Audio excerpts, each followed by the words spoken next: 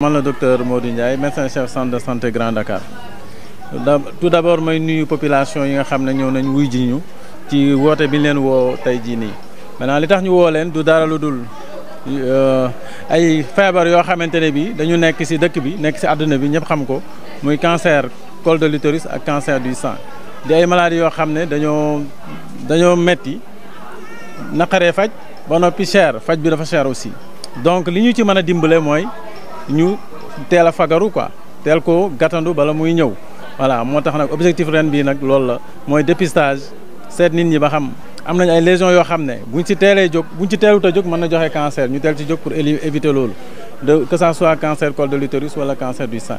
dañ ci dollewaat itam vaccination HPV benn virus la boo xam ne mooy infecté jeunes filles yi bu fekkente ne dañuy soog a marié ci la ñuy am lu wala bu fekkee sëy nañ ci la ñuy mën a am infection boobu pour prévenir loolu nag dañ leen di vacciner vaccination boo leen ko defalee fii yi am 9 ans ba 14 ans infection boobu du leen dal loolu da leen di prévenir dans 30 ans dans 40 ans dans 20 ans ils n'auront pas de cancer duñu am cancer col de l'utérus voilà boole nañ ci itam tey beneen activité mooy dépistage diabète HTA ak cholestérol parce que yooyu itam si maladies non transmissibles yi la ay maladies yoo xam itam lu jara fagaru la parce que ñoom itam li ñuy indi ci ay dégâts bari na trop voilà.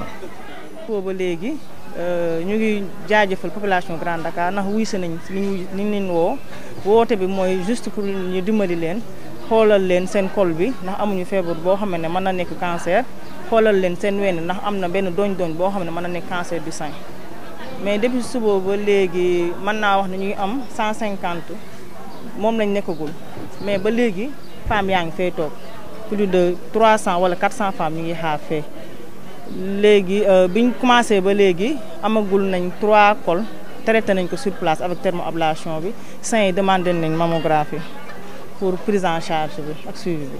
lu bees comme lu ñu wax ñun bii mooy suñu première édition comme ni nga ko waxee rek bi yoon dañ ci dolli la mammographie bi xam nañ ne boo koy def ci biti da ngay fay 30 40 ou 60 000 bii fois on dañoo jël ñu ne ñun CDS bi dinañu jàppale femmes yi nga xam ne dañ fiy ñëw pour defal leen la mammographie ak 15 000 loolu yëpp dafay bokk ci dépistage bi parce que dépistage bi comme ni ko techniciens yi waxee sànq muy le médecin chef ak maîtresse sage-femme bi dafa am solo ci population bi donc te loolu dafa am tout un ensemble parce que nit moom aussi boo koy jàppale da nga koy boole lépp lu mu yor nga jàppale ko ci loolu nag la ñu taxawee moo tax ñu dolli ci mammographie bi. asalaamaaleykum wa rahmatullah man la Adjaratou Nassara Diop di présidente des bàjjenu gox de la commune de Grand Dakar. alors yéen a nekk ci première ligne ci xeex bi nga xam ne mooy cancer ndaxte yéen a dem rencontré xale yi fi ñu dëkk laataa ñëw hôpital tey bés bi tey ñu organisé ak nan nga ko gisee. di ci sant yàlla bu baax di julli ci sangu-sang yi Seydina Muhammad sallallahu alayhi wa sallam moom mi ñu may at bu nekk wax dëgg neex yàlla ñuy teew dañ ko koy delloo moom yàlla suñu borom. di sant aussi population Grand Dakar waaye balaa loolu dañuy sant suñu médecin chef ak équipe cadre bi mu àndal yëpp au niveau du centre de santé de Grand Dakar ak le CDS bi nga xamante ne wax dëgg neex yàlla d'habitude tout le temps ñoom ñoo doon accompagner mais ren jéego yi dafa gën a kawe loolu aussi dañ leen koy sante waaye di sant population Grand Dakar bu baax a baax ndax suñu liggéey bu mu nee yemb suñu liggéey bu mu nee ant suñu liggéey bu mu nee rafet rek population bi ñu ko nangul bon population Grand Dakar dañ leen di sant di leen jaajëfal bu baax a baax.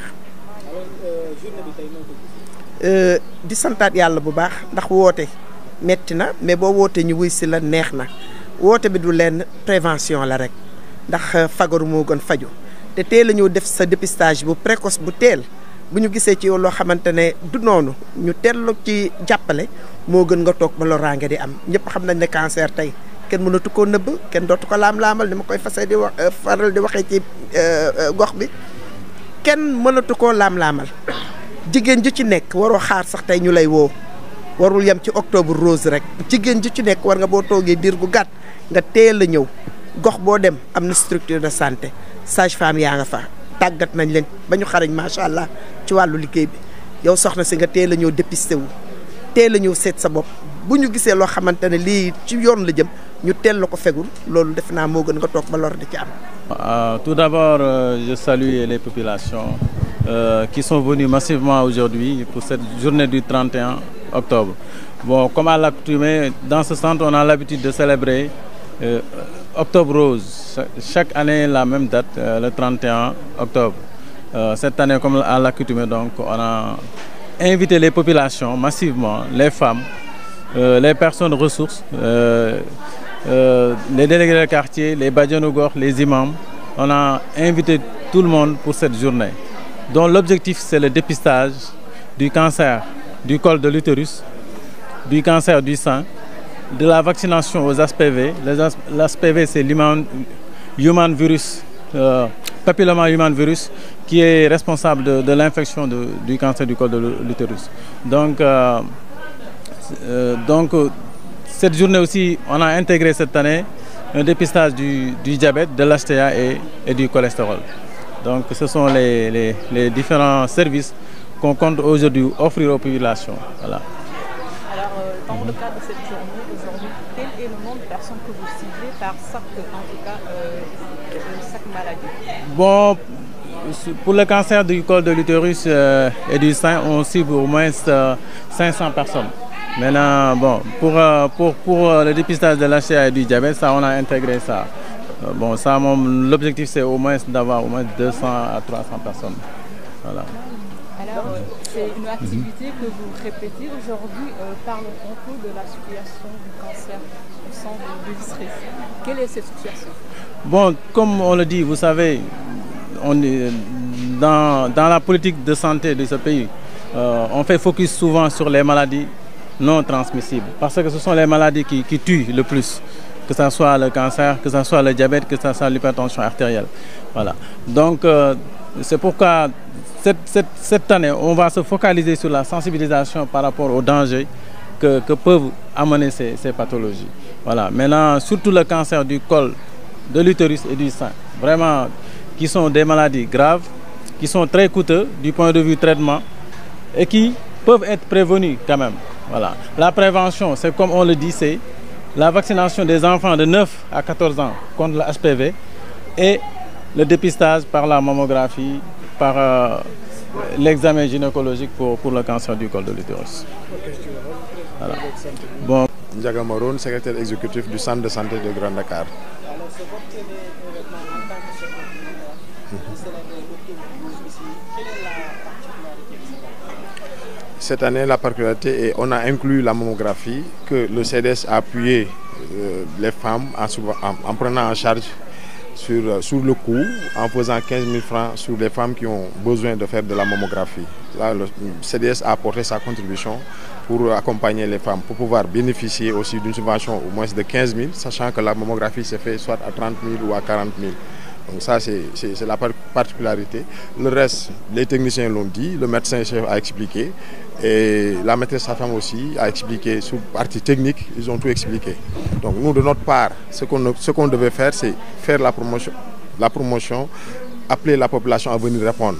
Parce que l'adage dit « Fagoru Mogun Fayou », donc sensibiliser était notre rôle et d'accompagner le personnel médical, en l'occurrence le médecin-chef et la maîtresse sage-femme, à faire une bonne organisation. Grand Dakar est un quartier populaire, votre structure se trouve en plein cœur de Grand Dakar depuis votre venue. Quel est le constat général en termes de pathologie, notamment le cancer dans les centres de santé? Bon, ça, je laisserai aux soins, aux médecins, parce que je pense que le médecin avait expliqué donc, sur les taux qu'ils ont ressentis. Et la maîtresse sage-femme a déjà expliqué maintenant qu'ils ont reçu déjà 3 cas qu'elles ont déjà traités. Maintenant, peut-être on pourra, après ce programme, faire un registre, là où on pourra identifier et accompagner, parce que ça ne s'arrêtera pas à dépister. Après, il y a l'accompagnement aussi que CDS proposera au médecin-chef. Et nous aussi, on accompagnera les patients qui ont été vus, peut-être qu'il y a une pathologie. On va les accompagner aussi sur le traitement.